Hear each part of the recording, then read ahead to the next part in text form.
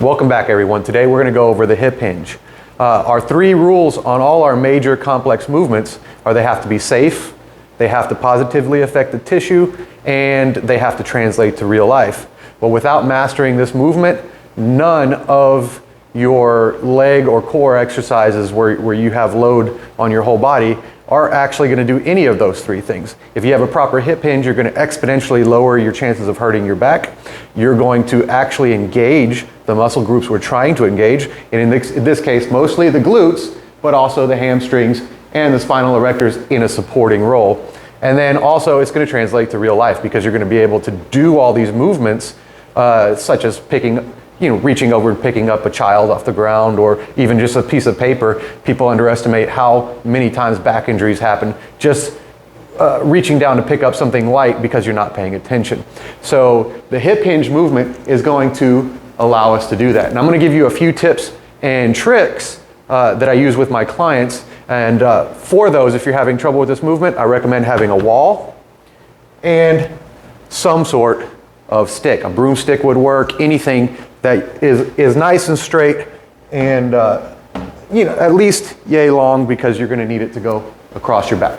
So before I do that, I want to differentiate between the hip hinge, which is what we're going to go over, which is the head of your femur spinning in that socket in the hip versus anterior pelvic tilt.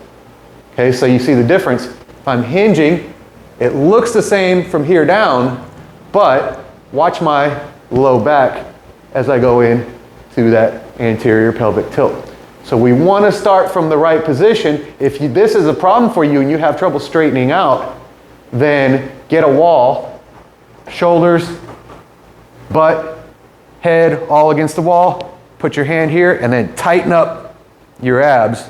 Like if anybody with an older brother would know this, someone's trying to punch you in the stomach and you're trying to take that blow without losing all your air. So start from the right position. If you're locked here, then try to push it forward. If you can't do that, then hit those hip flexor stretches, maybe some foam roller stretches where you're pushing those hips forward, because we don't want arching of the low back. So again, hinge, pelvic tilt. Big difference, because now my spine is in overextension versus it stays neutral through the whole movement. Also, the hinge is not just bending over, because now again, that femur is not rotating. All the movement is in the low back, and the hamstrings tighten up to try to stop you. So difference between pelvic tilt and just bending over from the hinge. Okay, so how do I do this? This is where the wall comes in. What I usually do with someone who has trouble with this is have them start against the wall and take a little bit of a step out, and then put their hands on their hips so that you can feel the actual pelvis moving forward. Touch your butt against the wall, then bring it back. Go out a little further, push back, touch your butt against the wall. Now you don't want to rock back on the heels. Touch your butt against the wall, and you keep going out until you're reaching a position where you'd be able to reach down towards the ground. So for a deadlift, reaching down to the bar. If you're doing a Romanian deadlift, RDLs, you're starting at the top, but you want to master this movement. And you just work further and further until you are getting to a good position. If you feel something tighten up on the way, this is an evaluation tool to know what you need to be stretching out. If that's the front side of the hip that tightens up, you'll want to do your tensor fascia stretches or some hip flexor stretches along the way. So good drill for establishing that hinge. Now, if you're having trouble not bending over and losing posture the whole time, that's where the stick comes in. Behind the back, good posture, and then hinge forward, not pushing that stick out. All right? I push the stick out, I lost back position. I keep it neutral, I'm keeping my neutral back position. All right? So master that movement where all the movement is in the hip and none of it in that lower part of the spine.